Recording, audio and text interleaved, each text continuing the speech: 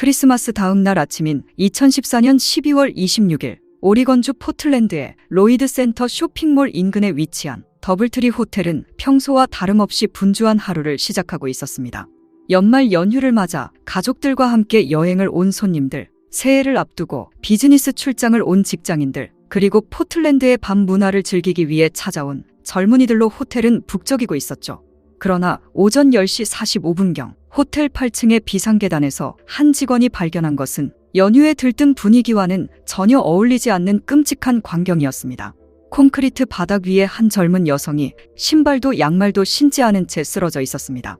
피해자의 목에는 분명한 교살의 흔적이 있었고 그녀의 생명은 이미 꺼진 지 오래였습니다. 처음 시신을 발견한 호텔 직원은 충격에 휩싸여 즉시 관리자에게 보고했고 경찰이 현장에 도착한 것은 그로부터 불과 몇 분 후였습니다. 그러나 이 시점에서 경찰은 중요한 사실 하나를 알지 못했습니다. 바로 이 젊은 여성이 누구인지, 그리고 왜 이 호텔에 있었는지를 전혀 파악하지 못한 것이었죠. 피해자의 신원이 파악되기까지는 하루가 더 걸렸고 그녀의 이름은 애슐리로 24세의 젊은 여성이었습니다. 그녀는 워싱턴주 밴쿠버에 거주하며 6살 된 아들을 키우는 싱글맘이었죠. 부모님에게 그녀는 사랑스러운 딸이자 아들에게는 헌신적인 어머니였습니다. 하지만 경찰의 수사가 진행되면서 그녀의 가족조차 알지 못했던 또 다른 삶의 이면이 서서히 드러나기 시작합니다. 이 사건은 단순한 살인 사건이 아니었고 미국 사회의 어두운 이면인 성매매와 그리고 한 남자의 왜곡된 집착이 빚어낸 비극이었습니다. 그 중심에는 한국계 미국인 윤태범이라는 26세의 젊은 남성이 있었죠. 애슐리 레네 벤스는 1990년 4월 18일생으로 포틀랜드 인근의 그레샴 지역에서 성장한 그녀는 2008년에 고등학교를 졸업했습니다. 주변 사람들의 기억 속 어린 시절의 애슐리는 밝고 똑똑한 소녀였습니다. 그러나 성인이 된 후 애슐리의 삶은 서서히 다른 방향으로 흘러가기 시작했습니다. 고등학교 졸업 후 대학 진학 대신 일찍 사회에 뛰어든 그녀는 여러 어려움에 직면했고 특히 어린 나이에 임신하게 되면서 그녀의 삶은 더욱 복잡해졌습니다. 그녀는 남편과의 관계가 오래가지 못했고 결국 애슐리는 혼자서 아이를 키워야 하는 싱글맘이 되었습니다. 싱글맘으로서의 삶은 결코 녹록지 않았죠. 어린 자녀를 혼자 부양해야 했던 애슐리는 끊임없는 경제적 압박에 시달려야 했습니다. 특히 오리건주 지역은 2008년 금융위기의 여파로 실업률이 높았고 고졸 학력의 젊은 싱글맘이 안정적인 직장을 구하기란 거의 불가능에 가까웠습니다. 경찰의 수사 과정에서 밝혀진 바에 따르면 애슐리가 매춘부의 세계에 발을 들여놓은 것은 2011년경이었습니다. 당시 그녀는 라트렐이라는 남성을 만났고 라트렐은 겉으로 애슐리의 남자친구를 자처했지만 실제로는 그녀를 매춘에 끌어들인 포주였습니다. 처음에는 사랑과 보살핌으로 애슐리의 마음을 사로잡고 신뢰 관계를 형성한 후 서서히 애슐리를 그 바닥으로 유도했습니다. 이러한 피해자들은 자신이 조종당하고 있다는 사실을 깨닫기 어렵고 설령 깨닫더라도 이미 감정적, 경제적으로 포주에게 종속된 상태가 되어 있는 경우가 많습니다. 2011년 8월 라트렐이 다른 혐의로 구금되어 있을 당시 그는 애슐리에게 자신의 교도소 계좌에 돈을 입금하라고 요구했습니다. 애슐리는 8월 1일에 $40, 8월 12일에 $40, 8월 18일에 $50를 입금했었죠. 더욱 충격적인 것은 라트렐이 구금 상태에서 애슐리에게 전화를 걸어 위협한 내용이었습니다. 라트렐은 애슐리에게 현재 위치를 물었고 그녀가 로이드 센터 몰에서 내일을 하고 있다라고 답하자 그는 재판소 근처에 있으면서 내 계좌에 돈도 안 넣어 라며 욕설을 퍼부었고 이 통화 기록을 통해 그가 애슐리를 어떻게 통제하고 있었는지 쉽게 알 수 있었습니다. 결국 라트렐은 성매매 알선 및 신원 도용 혐의로 유죄 판결을 받고 거의 25년의 징역형을 선고받았습니다.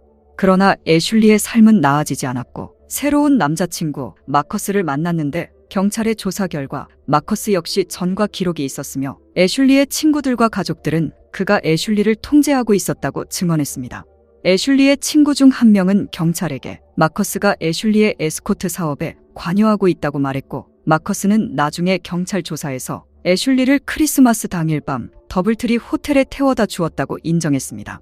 애슐리는 한 웹사이트에 에스코트 서비스 광고를 게재하고 있었고 그 사이트는 당시 미국에서 가장 큰 성인 광고 사이트 중 하나로 겉으로는 합법적인 광고 사이트를 표방했지만 실제로는 성매매 광고의 온상이었습니다. 크리스마스 당일인 12월 25일 애슐리는 가족들과 함께 시간을 보내다가 아버지에게 친구들과 영화를 보러 갈 거라고 말했습니다. 이것이 가족들이 그녀를 마지막으로 본 순간이었죠. 그로부터 약 21시간 후 그녀의 시신은 더블트리 호텔 비상계단에서 발견된 것입니다. 윤태범은 대한민국 서울에서 태어났습니다. 그가 정확히 언제 미국으로 건너왔는지는 알려지지 않았지만 사건 당시 그는 워싱턴주 벨뷰에 거주하고 있었습니다. 윤태범은 미국에서 크리스 윤이라는 영어 이름을 사용했고 그는 고급 아파트 단지에서 생활했는데 그 아파트의 월세는 무려 3,000달러에 달했습니다. 흥미로운 점은 경찰 조사 결과 윤태범에게는 정규 직업이 없었다는 점입니다. 월 3,000달러의 임대료를 감당할 수 있는 수입원이 무엇인지 의문이 제기되었고 경찰이 그의 휴대전화와 아파트를 수색한 결과 대규모 코카인 밀매의 증거를 발견했습니다. 경찰 신문에서 윤태범은 애슐리를 처음 만난 것이 사건 발생 약 3에서 4개월 전이었다고 진술했습니다. 그는 사이트에서 애슐리의 광고를 보고 연락을 취했고 여성 친구를 사귀기가 어려워서 그런 방식으로 애슐리를 만나게 되었다고 말했죠. 두 사람의 관계는 단순한 고객과 서비스 제공자의 관계를 넘어섰던 것으로 보입니다. 윤태범은 경찰에게 자신과 애슐리의 관계가 좋은 친구 사이로 발전했다고 주장했고 애슐리의 남자친구인 마커스는 경찰에게 애슐리가 크리스 윤이라는 남자에 대해 언급한 적이 있다고 말했습니다. 마커스에 따르면 윤태범은 애슐리와의 만남에 대한 비용을 지불했을 뿐만 아니라 아무것도 하지 않고도 그녀에게 큰 돈을 주었다고 합니다. 포틀랜드 경찰은 윤태범과 애슐리 사이의 통신 기록을 분석했는데 그 결과 윤태범은 당시 애슐리에게 사랑에 빠져 있었고 그녀가 자신의 여자친구가 되기를 바라고 있었습니다. 결국 윤태범은 애슐리에게 집착했고 애슐리의 다른 고객들에 대해 질투심을 느꼈으며 그녀의 삶에서 다른 남성들을 배제하려 했습니다. 그는 애슐리와의 관계를 진정한 연인 관계로 착각하고 점차 집착하며 통제적인 행동을 보였죠. 2014년 12월 25일 크리스마스 당일 윤태범은 포틀랜드로 향했습니다. 그는 더블트리 호텔에 도착한 후 크리스 윤이라는 이름으로 체크인합니다. 주의할 점은 이것이 자신의 이름 크리스 윤과 철자가 다르다는 것입니다. 윤은 실제로 존재하는 인물이었고 그는 벨뷰에서 DJ로 활동하는 남성으로 12월 26일 포틀랜드에서 공연을 위해 더블트리 호텔에 12월 초에 예약을 해둔 상태였습니다. 놀랍게도 윤태범과 진짜 크리스 윤은 벨뷰의 같은 아파트 건물에 살고 있었죠.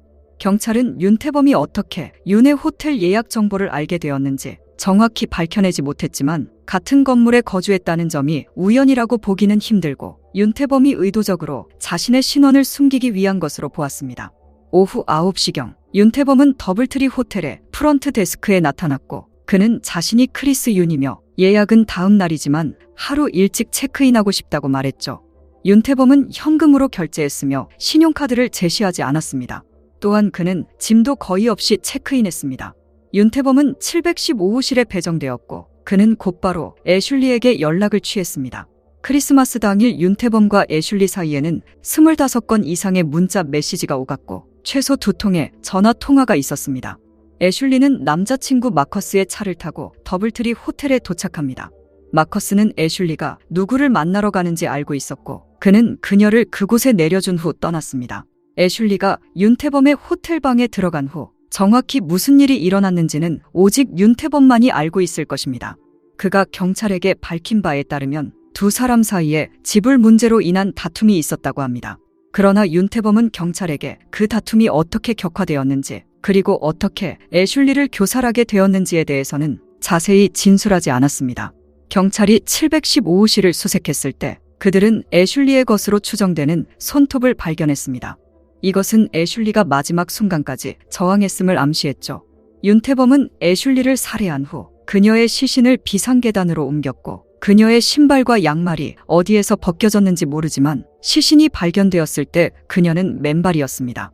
애슐리의 지갑은 호텔 내 자판기 뒤에 숨겨져 있었는데 이것이 그녀의 신원을 확인하는데 결정적인 역할을 했습니다.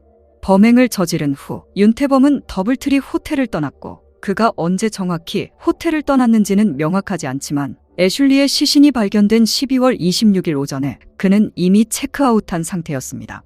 윤태범은 도주 후 포틀랜드 시내의 다른 호텔에 체크인하려 했지만 현금으로만 결제하려 했고 그는 부상을 입은 것처럼 보였습니다. 윤태범은 호텔 직원에게 누군가와 싸웠다고 말했지만 직원은 그가 수상하다고 판단해 체크인을 거부했습니다. 그 사이 진짜 크리스 유는 예정대로 12월 26일에 더블트리 호텔에 도착합니다. 그는 자신의 이름으로 된 예약이 이미 사용되었다는 것을 알고 당황했죠. 이 사건은 미셸과 브라이언 형사에게 배정되었고 수사의 첫 번째 돌파구는 호텔 자판기 뒤에서 발견된 애슐리의 지갑이었습니다. 다음 단서는 715호의 전화 기록에서 나왔고 경찰은 이 방에서 에스코트 서비스 광고에 실린 전화번호로 여러 차례 전화가 걸려간 것을 발견했습니다. 그리고 그 광고에 실린 사진 속 여성이 바로 피해자 애슐리였죠. 애슐리의 가족들은 경찰에게 그녀의 삶에 있었던 남성들의 이름을 제공했고 그들은 애슐리의 아들 친부와 그리고 현재 남자친구인 마커스였습니다. 경찰은 애슐리의 전 남편을 신속하게 용의선상에서 제외했고 그의 알리바이가 확인되었기 때문입니다. 마커스는 전과 기록이 있었고 애슐리의 친구들과 가족들은 그가 애슐리를 통제하고 있다고 증언했죠. 용의자로 몰린 마커스는 경찰에게 그날 애슐리가 윤태범을 만났을 것이라고 진술하게 됩니다. 포틀랜드 경찰은 워싱턴주 벨뷰 경찰에 협조를 요청했고 윤태범의 주소지 아파트를 조사하기 시작한 것은 12월 30일부터였습니다. 또한 경찰은 윤태범의 휴대전화 서비스 제공업체인 T-모바일로부터 영장을 받아 그의 휴대전화 위치를 추적하기 시작했습니다. 1월 7일 경찰은 결정적인 정보를 입수했는데 윤태범이 암트랙 기차를 타고 포틀랜드로 오고 있다는 것이었습니다. 경찰은 기차표 판매 기록을 추적해 그의 동선을 파악했고 이때가 애슐리가 살해된 지 약 2주가 지난 시점이었습니다. 포틀랜드 유니온역에서 여러 명의 경찰이 대기하고 있었고 기차에서 내린 윤태범은 저항하지 않고 즉시 체포되었습니다. 경찰들이 그를 둘러쌌을 때 윤태범이 한 첫마디는 "어떻게 날 찾았지였습니다. 2015년 1월 20일 재판이 시작되었고 첫 번째 재판 출석에서 그는 모든 혐의에 대해 무죄를 주장했습니다. 윤태범은 이전에 전과 기록이 없었으며 다른 계류 중인 사건도 없었습니다. 불행히도 사건은 밀실에서 일어나 목격자도 없었으며 명백한 물리적 증거도 발견되지 않아 검찰 측 증거는 주로 휴대폰 기록에 의존해야 했습니다.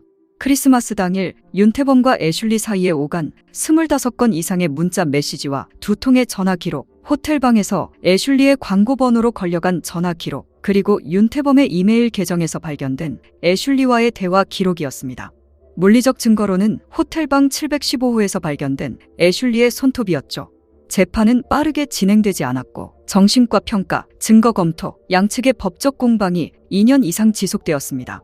이 기간 동안 애슐리의 가족들은 매 재판 출석일마다 법정에 참석하며 정의가 실현되기를 바랐습니다.